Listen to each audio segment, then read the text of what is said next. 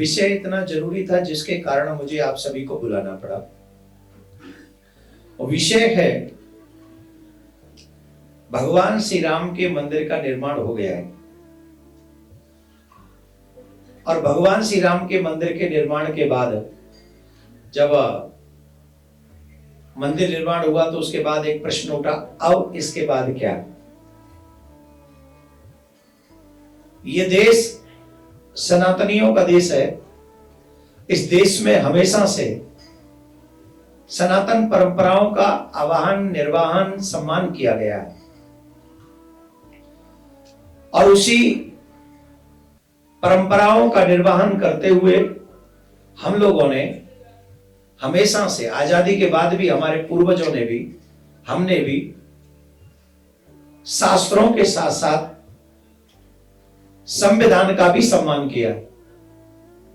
हम शास्त्रों का भी सम्मान करते हैं, हम संविधान का भी सम्मान करते हैं और संविधान के चलते हुए हम लोगों को भगवान श्री राम का मंदिर मिला, कोर्ट के माध्यम से मिला। सबसे बड़ा साधुवाद हम अपने देश के प्रधानमंत्री जी को देंगे, जो सनातनी तो है ही, पर उन्हें सनातनी दिखने में भी कोई संकोच नहीं होता। उन्होंने जितना सम्मान सनातनियों का किया है और जो आदर सनातनियों को पहुंचाया है, इससे पहले किसी भी प्रधानमंत्री ने यह सम्मान नहीं पहुंचाया। और ये कहते हुए मुझे कोई हिचक नहीं है। हम सबको मालूम है 75 साल से हमारे पूर्वज, आजादी के बाद भी 500 साल के कलंक को धो रहे हैं हम लोग अभी भी। और इतना सब कुछ आजाद होने के बावजूद भी हमें राम मंदिर नहीं मिला, परंतु अब जाकर हमें राम मंदिर प्राप्त हुआ। तो मोदी जी का बहुत बहुत धन्यवाद, मोदी सरकार का बहुत बहुत धन्यवाद। सारे सनातनी, 100 करोड़ सनातनी मोदी जी का आभार, धन्यवाद बोलते हैं, कहते हैं, जिससे उन्होंने सनातनियों के सम्मान को इतना आगे बढ़ाया कि उन्हें राम मंदिर तक प्राप्त करा दिया। ये उसके लिए सारे सनातनी आभार व्यक्त करते हैं। अब हम धर्मगुरु हैं, हमें समाज ने प्रवचन कथा करने का अवसर दिया है, तो अगर हम कह रहे हैं तो 100 करोड़ सनातनी सरकार को धन्यवाद कह रहे हैं। और ये हमारा ही वक्तव्य नहीं, तमाम धर्माचार्यों का ही वक्तव्य है। दूसरी बात, जब राम मंदिर बना, सब लोग वहां गए, तो कुछ लोगों ने संतों को, कथाकारों को, प्रवचनकारों को बीजेपी का प्रवक्ता कहा। और प्रवक्ता ही नहीं कहा, आजकल की भाषा में कहे तो एजेंट कहा। ये बीजेपी के एजेंट है। काहे के लिए एजेंट है? हम किस बात के एजेंट है बीजेपी के? किस बात से आप हमको कह रहे हो? हम लोग राम की पूजा करते हैं, हम लोग शिव की पूजा करते हैं, हम लोग कृष्ण की पूजा करते हैं। अगर हम राम, कृष्ण, शिव की पूजा करते हैं और जो हमारे कार्य को आगे बढ़ाएगा, हम उसकी बात नहीं कहेंगे। हम किसकी बात कहेंगे? जो पीर पैगंबरों के आगे जाके माथा टेकते हैं, उनकी बात करेंगे क्या हम लोग? हम लोग मौलवी नहीं है, हम लोग कथाकार हैं, हम लोग संत हैं, हम लोग महात्मा हैं, हम लोग प्रवचनकार हैं। हाँ, अगर आपको लगता है कि हम लोग सरकार के, बीजेपी के प्रवक्ता हैं, तो अभी तो सरकार ने सिर्फ राम मंदिर ही दिया है। अभी तो सरकार ने सिर्फ राम मंदिर दिया है ना। हम तो 3 की बात करते हैं, मथुरा की और काशी की। तो काशी में भी चिन्ह मिल गए, आओ हमारे साथ दो। काशी में विश्वनाथ का मंदिर बनवाने में मैं सभी दलों को, आप लोगों के चैनलों के माध्यम से, आदरणीय राहुल गांधी जी को, आदरणीय अखिलेश यादव जी को, आदरणीय कुमारी बहन मायावती जी को, और भी जितने भी पार्टी के दल के लोग हैं, अध्यक्ष हैं, उन सबको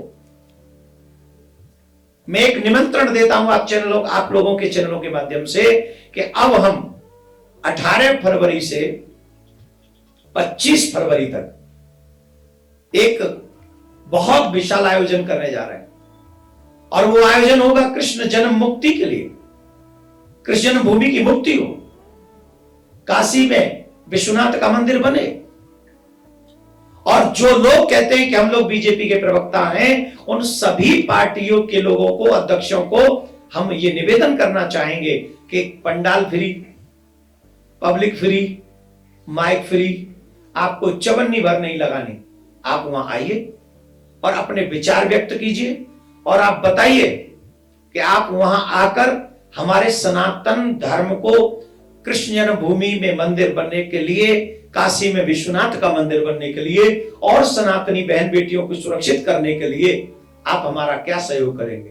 अगर आप हमारा सहयोग करेंगे कृष्ण जन्मभूमि मंदिर निर्माण में, अगर आप हमारा सहयोग करेंगे काशी विश्वनाथ में, अगर आप हमारा सहयोग करेंगे बहन बेटियों को बचाने में कि उनकी हत्या ना हो, उनके 36 टुकड़े ना हो, अगर आप इसमें हमारी सहायता करेंगे तो हम भी आपके गीत गाएंगे, हमें कोई प्रॉब्लम नहीं। जो राम का काम करेगा हम उसके गीत गाएंगे। आप कर लो, हम आप, और निमंत्रण है, आप सब आए। 18 फरवरी से लेके 25 फरवरी तक ये आपको अवसर है। सभी पार्टियों के लोगों को मेरा खुला निमंत्रण है, जिनके नाम नहीं भी लिए उनके भी, कईयों के मैं नाम लिए, कईयों के मैं नाम नहीं लिए, उन सबको निमंत्रण है कि आप सब पधारें। एक और बात, हमारे आजादी के बाद, देश की आजादी के बाद क्या हो रहा है? हमारे सनातन को HIV कहा जा रहा है, राम को काल्पनिक कहा जा रहा है, रामायण जलाई जा रही है, हमारे शास्त्रों पर उंगलियां उठाई जा रही है। ये कौन कर रहे हैं और क्यों कर रहे हैं? करने का रीजन क्या है? ये हमें नीचा दिखाना चाहते हैं, हमारे धर्म को नीचा दिखाना चाहते हैं। ये षड्यंत्र है। और आप चाहते हो हम उनके गीत गाएंगे, आप चाहते हो हम उनके साथ खड़े हो जाएंगे, हम नहीं होंगे। धर्मो रक्षति रक्षता, जो धर्म की रक्षा करेगा हम उसकी रक्षा करेंगे, हम उसकी बात गाएंगे, हम उसके लिए गाएंगे। आप आइए हमारे साथ, मंदिर बनवाइए कृष्ण भूमि का, हम आपके साथ खड़े होंगे, हमारे कोई प्रॉब्लम नहीं। दुख की बात है कि सनातन परंपराओं को आगे बढ़ाने में हमें हिचक होती है। मैं पूछना चाहता हूं कि सरकार, हमारे भारतीय जो सनातनियों के मंदिर हैं, सरकार के अंडर किसने किए? किसने किए? हमारे माथे से तिलक, गले में से कंठी किसने हटवाई? आज भी कॉन्वेंट स्कूलों में चले जाएं तो हमारे बच्चे तिलक नहीं लगा सकते। क्यों नहीं लगा सकते? कंठी नहीं पहन सकते, कलावा नहीं बांध सकते। क्यों नहीं बांध सकते? हम भारत में रहते हैं और संविधान इसका हमें राइट देता है। तो ये मेरा आप सबसे कहना था। और एक आप सबको बात बता दें, 25 तारीख को सनातन धर्म की रक्षा के लिए एक विशाल सनातन संत संसद का आयोजन किया जा रहा है, जिसमें तमाम महामंडलेश्वर, जगत गुरु,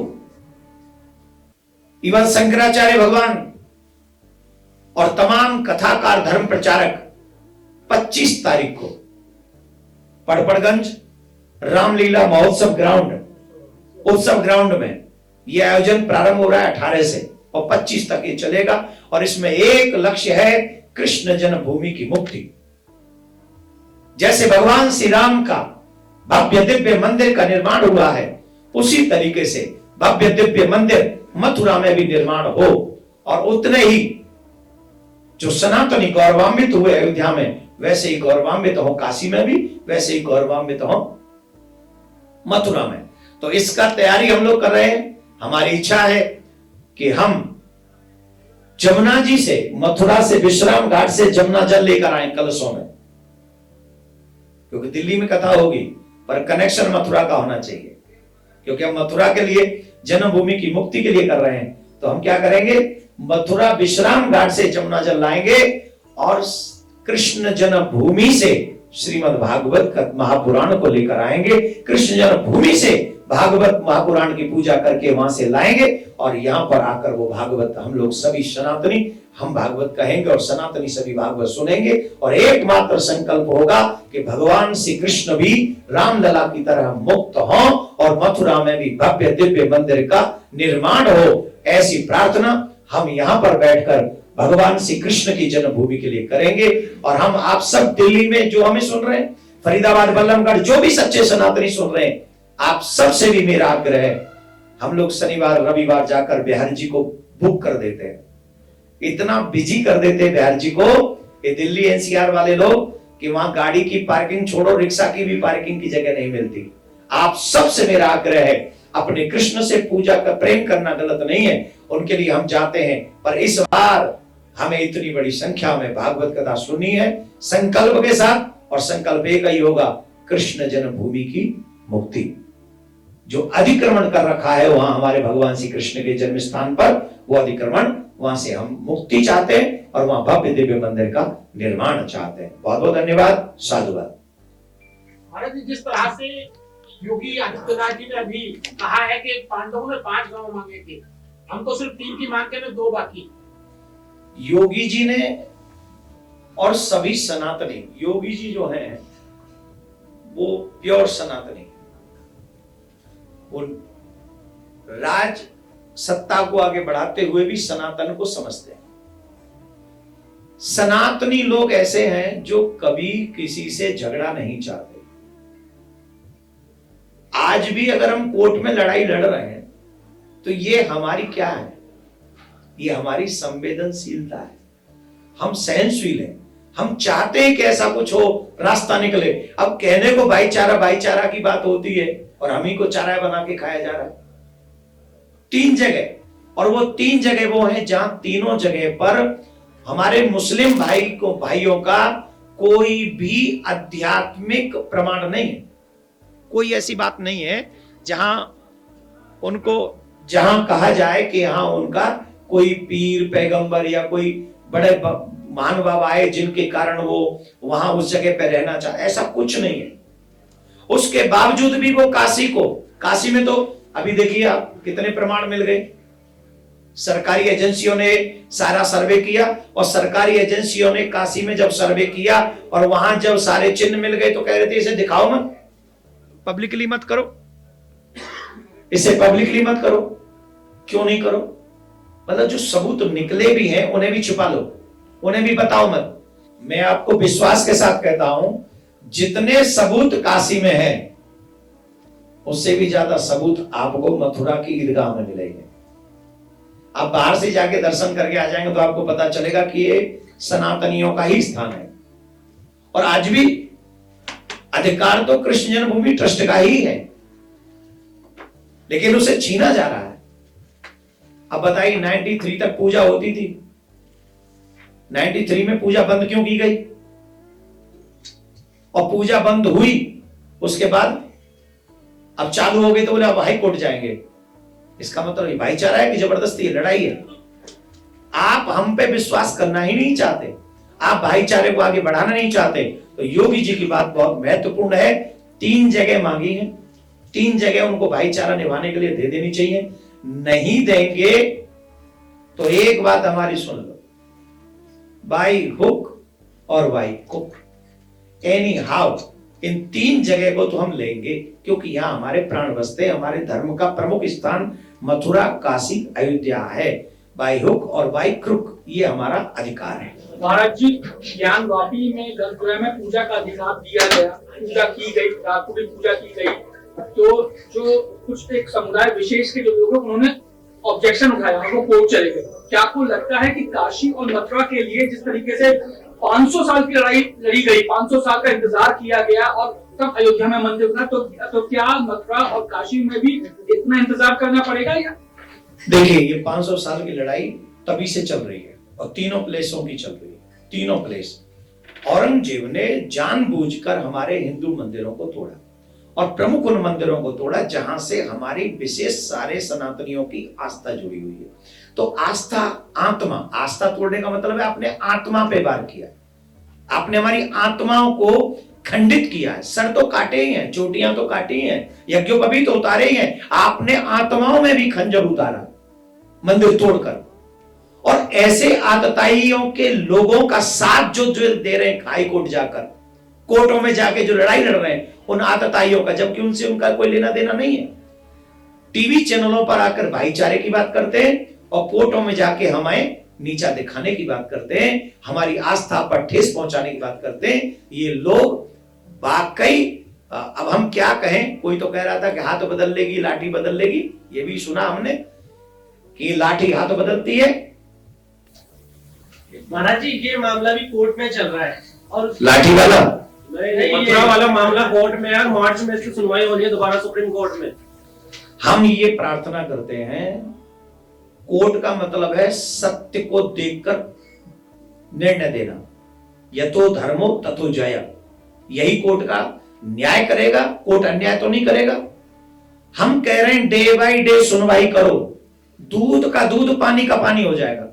आप डे बाय डे करो ना, आप टालो नहीं हमें। साक्ष्य नहीं मिल पाए, इतनी लंबी लड़ाई चली, तो क्या साक्ष्य नहीं मिल पा रहे थे? कोर्ट इतना कंफ्यूज क्यों हो रहा, आपको क्या लगता है? नहीं, साक्ष्य तो इतने पर्याप्त हैं कि आप कृष्ण जन्मभूमि के साक्ष्य की बात कर रहे हैं तो इतने साक्ष्य हैं।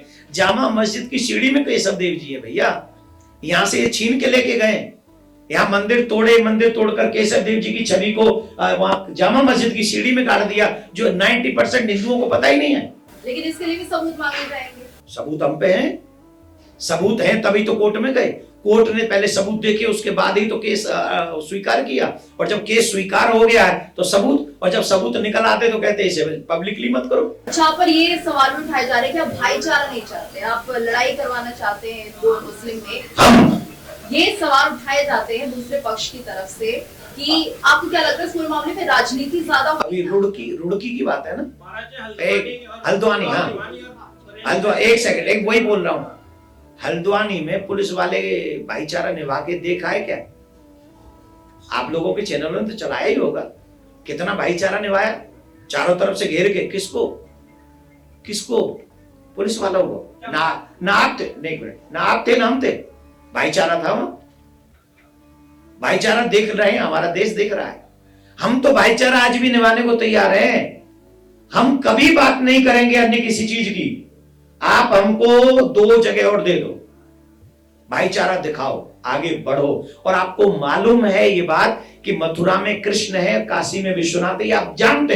अगर आप थोड़े भी पढ़े लिखे हैं तो, अनपढ़ है तो हमारी गारंटी नहीं, अनपढ़ है तो भी भाईचारा निभा लो। अपने पढ़े लिखों से जाके पूछ लो, भाई मथुरा में हमारा कौन सा खुदा है, बताओ। महाराज जी, क्या आपको लगता है जो पहली सरकारें रही उनकी मंशा नहीं थी कि इस कार्य को पूर्ण किया जाए, क्योंकि सबूत भी थे, साक्ष्य भी थे, लेकिन उसके बाद भी कुछ नहीं किया? 93 में जिन्होंने पूजा बंद करी वो भी सरकार ही रही होंगी, ऐसा तो नहीं मैं और आप थे वहां। मैं वही कह रही हूँ, नहीं, पूरे मामले को लेकर ये राजनीति 91 वर्शिप एक्ट ले आए, किस लिए? हमारा मुंह बंद रखने के लिए।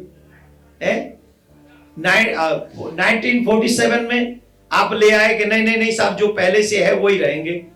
क्या कर रहे हो आप हमारा ये देश सनातनियों का है, और देश सनातनियों का, हम सब सनातनी, और हमारे ही रामकृष्ण के ऊपर आप पैर रख के जाएंगे? आप संविधान का अपमान कर रहे हैं।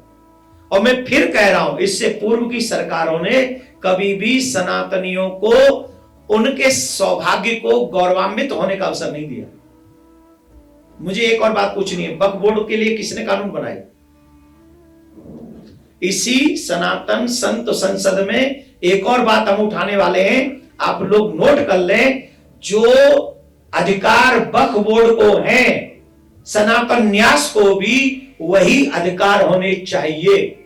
हम सनातन न्यास फाउंडेशन बना रहे हैं, और हम ये चाहेंगे जो वक्फ बोर्ड को अधिकार है वो हमें अधिकार दें। संविधान सबके लिए बराबर है, देश सबके लिए बराबर है, देश में अधिकार सबके लिए बराबर है, तो हमें भी ये अधिकार चाहिए। जो अधिकार उनके पास है, हम कहीं भी जाके किसी भी जबकि को कह देंगे, वो सनातन न्यास फाउंडेशन की होगी। महाराज जी, आपको लगता है कि वक्फ बोर्ड को ज्यादा यहाँ पर तवज्जो दी गई? जो पुरानी सरकारें थी उन्होंने कहीं ना कहीं सनातन धर्म को भी दबाने की कोशिश की गई, इसे कोशिश मानेंगे आप? बिल्कुल मानेंगे। हमारे मंदिर सरकारों के अंडर किसने किए? अगर आप इतने हमारे साथ न्याय करते थे, हमसे इतना प्रेम करते थे, तो हमारे मंदिरों को आपने अपने अंडर क्यों रखा सरकार के?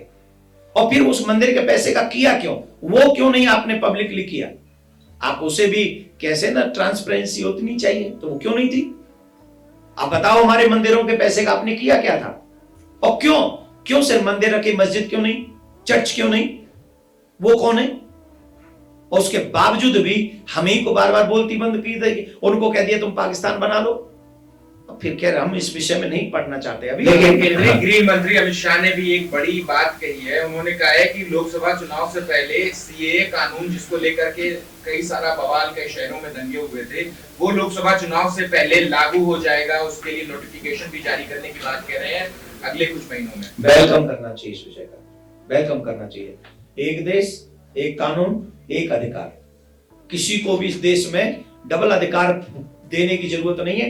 अगर किसी एक समुदाय को भी अधिकार देने की बात करेंगे तो हम अपने अधिकार बढ़ाने की बात करेंगे। हमें भी फिर अपने अधिकार बढ़ाने, हमें भी वही राइट्स चाहिए जो, क्योंकि पहले ये देश हमारा है, सनातनियों का है, उसके बाद ये देश किसी और का है। आराध्य का प्रूफ मांगने वाले, जब उनका प्रूफ मांगा गया, शाहीन बाग में अपने उनके पूर्वजों का प्रूफ नहीं था, तो हमारे आराध्य का प्रूफ कैसे मांग रहे थे? किसी को भी ये राइट नहीं है कि कोई मेरे राम और कृष्ण का प्रूफ मांगे। किसी को भी ये राइट नहीं है कि मेरे शिव का प्रूफ मांगे। हम सबका निर्माण करने वाले, हम सबको प्रूफ देने वाले भगवान शिव है, भगवान राम है, भगवान नारायण है, भगवान कृष्ण है। उनका प्रूफ, अपने बाप का भी प्रूफ कोई मांगता है क्या? माँ ने कह दिया, बच्चों ने मान लिया। माँ जानती है हमारा बाप कौन है, और हमारी माँ है वेद, हमारी माँ है वेद पुराण, हमारी माँ है पुराण शास्त्र और रामायण, ये हमारी माँ है। इन्होंने बताया हमारा बाप राम है। और यहाँ जितने भी, चाहे कोई टोपी पहन ले, चाहे कोई तिलक लगा ले, चाहे कोई क्रॉस पहन ले, लेकिन सबका पिता जब ढूंढने जाओगे तो राम ही मिलेगा और कोई दूसरा पिता नहीं मिलेगा। यही सनातन का सत्य है। महाराज जी का आपने बाय हुक और बाय प्रूफ की बात कही। पिछले दिनों देखा गया था, आपको भी धमकी आई थी। क्या आपको लगता है कि इस तरीके के आप जब बयान दे रहे हैं, बातें कर रहे हैं, आगे आने वाले टाइम में भी इस तरीके की घटनाएं आपके साथ कर सकती हैं? मुझे धमकी देके क्या करेंगे? ज्यादा मुझे मार देंगे। मेरे विचारों को कैसे मार पाएंगे?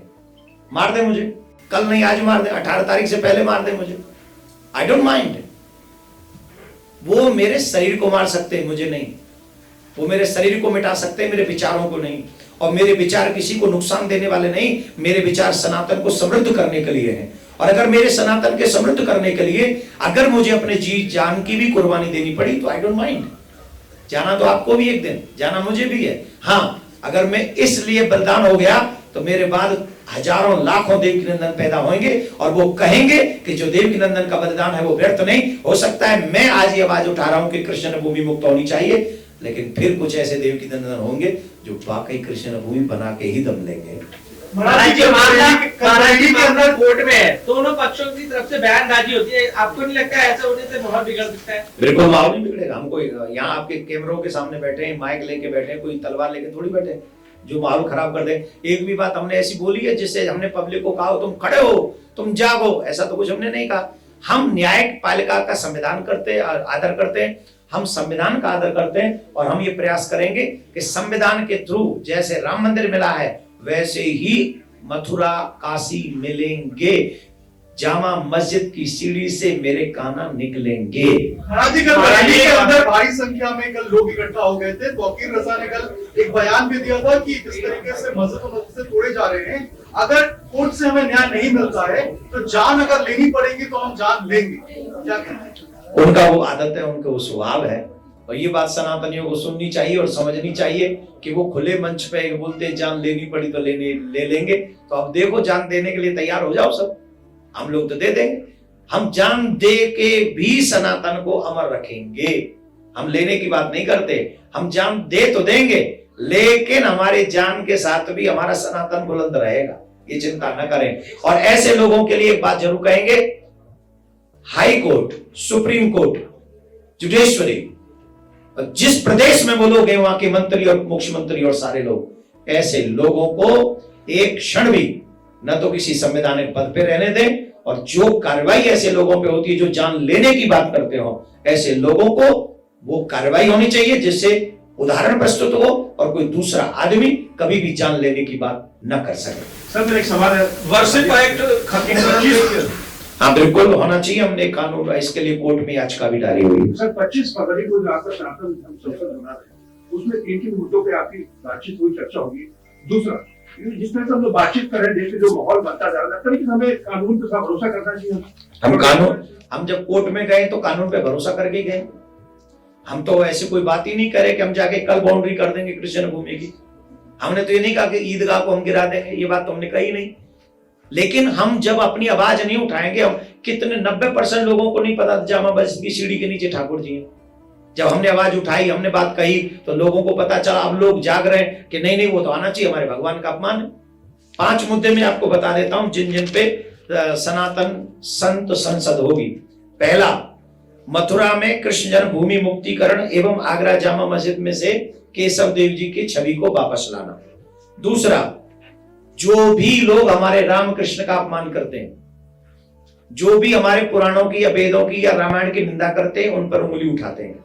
इसके लिए ईश निंदा एक कानून बनना चाहिए कि कोई हमारे रामकृष्ण के ऊपर उंगली न उठा सके। ईश निंदा पे एक कानून बने। और रामायण एक ऐसा ग्रंथ है जो सबके घर को कैसे चलाना चाहिए सिखाती है। रामायण को राष्ट्रीय ग्रंथ घोषित किया जाए और हर बच्चे को, हर सनातनी को रामायण पढ़ना आवश्यक किया जाए। हम ये प्रयास करेंगे। तीसरा, सनातनी मंदिरों का नियंत्रण जो सरकारों के अंडर है। पहली बात तो हमारी ये मांग रहेगी कि ये सरकार से मुक्त हो। या तो सबके ही देवालय सरकार के अंडर हो तो हमें कोई बुराई नहीं, अगर वो मुक्त ना हो तो फिर हमारे देवालय मुक्त होने चाहिए। दूसरी बात, अगर देवालय मुक्त नहीं होते हैं तो सरकार ये नियुक्त करे कि उस धन से हमारे सनातनियों के बच्चों के लिए गुरुकुलम बने, हाई लेवल के गुरुकुलम बने, हाई क्वालिफिकेशन जहां मिल सके, जो आज के कदम से कदम भी मिलाएं और संस्कार भी उनको प्राप्त हो सके। ये गुरुकुलम की व्यवस्था वहां पर होनी चाहिए। चौथा, जनसंख्या नियंत्रण कानून। देश में संसाधनों की कमी है और उन संसाधनों की कमी के बावजूद भी 4 बीवी 40 बच्चे, हर दिन संख्या बढ़ रही है। तो हम ये चाहेंगे कि जनसंख्या नियंत्रण कानून हो। एक और बात, सनातनी बहन बेटियों के 36 टुकड़े आपके दिल्ली में ही हो रहे हैं। आपकी दिल्ली में गोलियां मारी जा रही हैं बेटियों को, सनातनी बच्चियों को गोली मारी जा रही है। आप सबको मालूम है, इस विषय पे हम ज्यादा वक्तव्य नहीं देंगे। तो हमारी बहन बेटियों की सुरक्षा होनी चाहिए। सुरक्षा कैसे होगी कि सनातनी बच्चों का विवाह सनातनियों में हो, ऐसे धर्मगुरु वहां से अब याचना करेंगे। पांचवा, जो आप सबको भी शायद अच्छा लगे, आप सब थोड़ा ध्यान से सुन लें। समाज में गंदगी फैलाने का काम जो इस समय किया जा रहा है, हमारे चरित्रों पर, हमारे रिश्तों पर, जिस तरह से मौसी के साथ, चाची के साथ, माई के साथ, कजन के साथ, अटरम के साथ, सटरम के साथ, आप समझ गए होंगे मैं किधर ले जा रहा हूं। इस वेब सीरीज ने हमारे तमाम सनातनी रिश्तों को बर्बाद कर दिया। घर टूट रहे हैं, रिश्ते बर्बाद हो रहे हैं और पूरा समाज मौन बैठा हुआ है। हमें अपनी छोड़िए, अपने बच्चों की भी चिंता नहीं है, आने वाली पीढ़ी की चिंता नहीं कि उसको बचाएंगे कैसे। तो इसका विरोध हम करेंगे और ये वेब सीरीज अटरम सटरम जो हमारे बच्चों को बर्बाद कर रही है, ये बंद हो जाए, ये समाप्त हो जाए। ऐसी हम सनातन संसद में हम बात रखेंगे सभी के साथ। इन्हीं 5 मुद्दों पर हमारी सनातन संत संसद होगी। और मैं आप सब मीडिया वालों से भी निवेदन करूंगा, 1 मिनट के लिए कैमरा भूल जाना, 1 मिनट के लिए अपना माइक भूल जाना, 1 मिनट ये भूल जाना कि आप पत्रकार हैं, 1 मिनट ये जरूर सोचना कि हम सनातनी हैं, 1 मिनट ये जरूर सोचना कि हम मानव हैं और मानवता की सुरक्षा के लिए, हम सब की सुरक्षा के लिए सनातन मोस्ट इंपॉर्टेंट है, संस्कार मोस्ट इंपॉर्टेंट है। और ये चरित्रहीनता से हमें लड़ना होगा हमारे बच्चों को आगे बढ़ाने के लिए। इन्हीं शब्दों के साथ आप सबका बहुत बहुत साधुवाद, धन्यवाद। आपने इतना समय दिया, बहुत बहुत साधुवाद, धन्यवाद। राधे राधे।